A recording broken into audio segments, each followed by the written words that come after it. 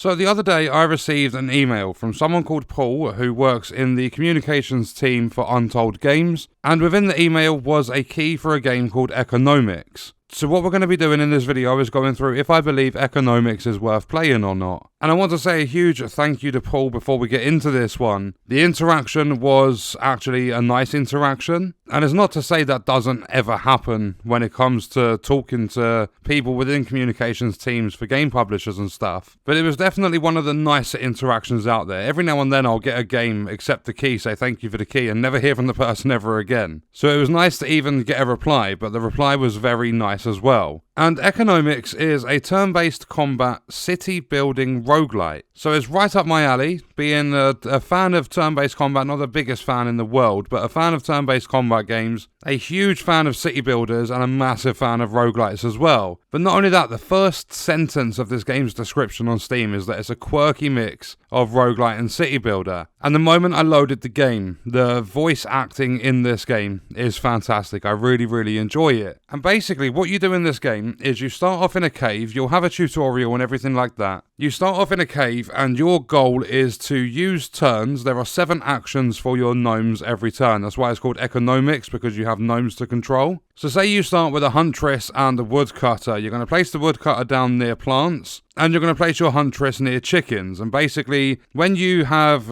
ended your turn, they are going to take their actions. You get 7 of them, and what you want to do is try and find as many chickens in a pile as you can, and obviously as many bushes. You can hover over them to see how many there are in that sort of on that tile. And if you do fully deplete a tile during those 7 actions, your gnomes will go to adjacent tiles. And basically what you do is you keep building up your food from the chickens, because at the end of every turn there are bats that are going to come along and steal your food. You have to feed these bats, and if you don't, that's the end of that run. And at the same time as collecting food for the bats, you're collecting wood, which is going to be used in the shop for upgrades, and also when you get to the city building side of the game as well. So you make progress through the cave. After you have taken your first turn at any layer of the cave, you can go down to the next one immediately. But you have to take at least 1 turn unless you use something called a map. So you start off in your first part of the cave, and then you've got all the food and all of the wood from that cave. You basically want to strategize this, because if the bats are coming along and they're taking 7 food, and you've got barely any bushes left, you've only got 6 chickens on 1 tile left, you might as well just go to the next section, because you're going to be wasting food. And when your food bar goes to 0, if the bats take it all, that is that run over. So you go from the first area, you go down to the second one, and what it's going to show you on the map, because you've basically got this path you can take down to the big main boss of that run. You could go, for an example, you could go left and there'd be a food level. You could go down the middle, there'd be a wood level, or you could go down the right and it'll be empty. The paths are set out completely different every single time. And then once you've got through some of the levels, there might even be an option which is going to have a little flag that says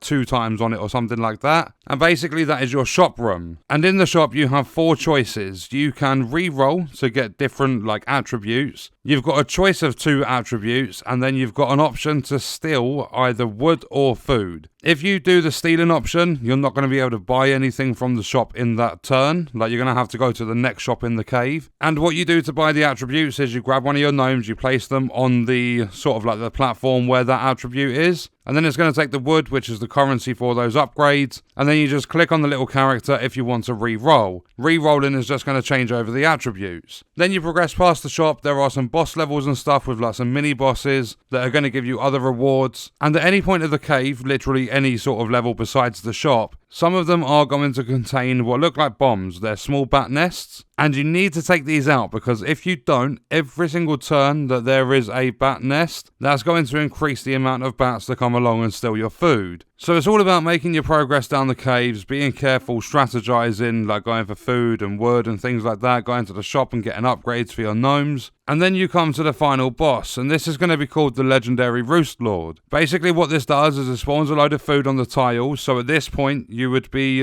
it's probably a good strategy to get rid of your woodcutters, and you can do that by placing your gnome in this little bucket next to the elevator. And what that does is lets him escape up to the surface, and it gives you room because you're limited to having having 4 gnomes at the start of the game, which can eventually be upgraded to having up to 6. So say you've got 3 huntresses, you've got a woodcutter, place a woodcutter in the bucket, they go up to the surface, and then what you can do is if you, providing you have 20 wood, you can then replace that woodcutter you've sent up to the surface with a new huntress. And basically you'll have one turn to get some chickens and gather up some food so the bats don't kill you. Then the next turn is going to be your attacking turn, where you place your gnomes around the legendary Roost Lord and start dealing damage. And there are 3 different health bars, each one has 40 HP, and you only need to do the first health bar the first time you defeat the boss. And once you have done that, that is success, and the Roost Lord goes to a deeper part of the cave. And when you have finished your first run, you're going to be introduced to the city building part, and it's not like a massive city builder. You just place down a couple of production buildings, a few houses, because you're going to have basic materials at the top of your screen, like your wood, there's gold and things like that. And then the first production building you'll unlock is going to be a lumber mill, which turns your basic wood into planks. And those planks can be used to purchase upgrades or even unlock new gnomes. So the first gnome you unlock is going to be a boomerang, then you've got chefs, there's ninjas and things like that. And you're basically doing runs over and over again to build up your materials, to take them to the surface, to work on your production, upgrade all of your gnomes and everything, and make further progress within the caves. And these production buildings are not just going to make resources for upgrading. The resources can also be used to get advantages for when you do your next run.